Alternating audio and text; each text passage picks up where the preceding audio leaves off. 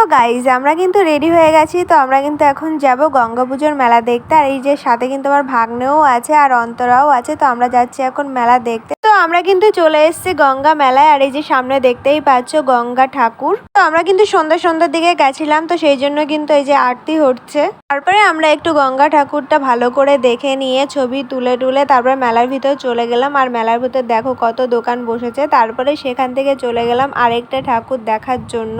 তো এই যে দেখতেই পাচ্ছ কি সুন্দর একটা প্যান্ডেল করেছে। আর ভেতরের লাইটিংটা দেখো কত সুন্দর লাগছে। আর এই গঙ্গা মাটাকে কিন্তু খুব সুন্দর লাগছে। আর আমাদের এখানে কিন্তু দুটো গঙ্গা পুজো হয়। তো আমাদের তো দুটো গঙ্গা ঠাকুরই দেখা হয়ে গেছে। তো এখন আমরা একটু এগরোল কিনে নিচ্ছি। এগরোল কিনে নিয়ে তারপরে আমরা যাব বাড়ি, কারণ আজকে কেমন একটা ভালো লাগছিল না, সেই জন্য আমরা বেশি কিছু খাইনি। আর এইদিকে আমার ভাগ্নে পাশে একটা গোলার দোকান দেখতে পায় আর বলে যে গোলা খাবো।